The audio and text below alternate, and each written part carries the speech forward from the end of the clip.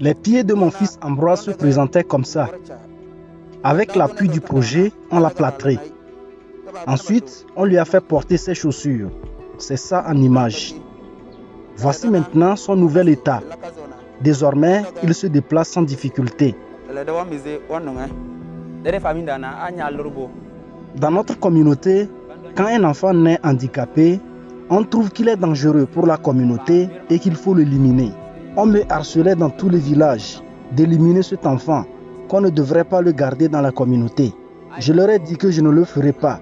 C'est mon enfant et l'avenir me dira si son handicap est un danger pour la communauté ou pas. Les gens continuaient par me harceler jusqu'à aller interpeller mon grand frère sur le fait que mon enfant devrait être éliminé. Lui, à son tour, leur a répondu que l'enfant était le nôtre et qu'on n'a pas l'intention de l'éliminer. J'ai dès lors commencé à réfléchir sur comment soigner son handicap, mais en vain. Avec l'arrivée du projet, l'agent RBC m'a signifié que c'est possible de corriger le handicap de l'enfant.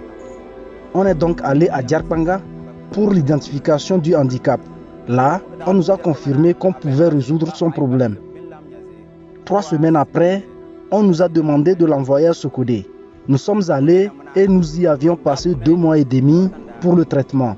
Aujourd'hui, mon enfant se porte bien et je suis très fier d'avoir tenu tête à ceux qui voudraient que je l'élimine.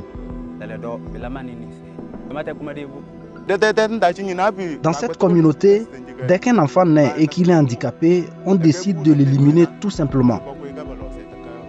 J'en ai personnellement vu des enfants se faire éliminer.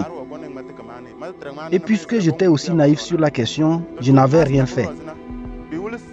C'est vraiment ce projet qui est venu me faire comprendre, après être formé comme agent de réadaptation à base communautaire. J'ai donc beaucoup sensibilisé dans les maisons.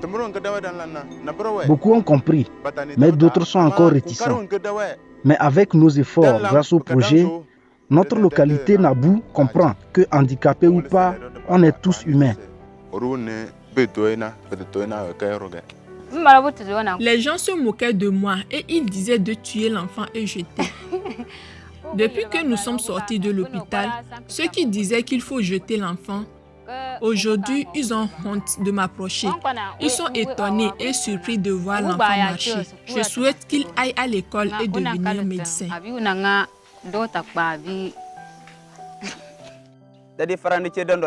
Mon cas a servi d'exemple pour ma communauté. Beaucoup savent désormais que le handicap n'est pas une fatalité. On n'élimine pas un enfant à cause de son handicap. Cela peut être corrigé.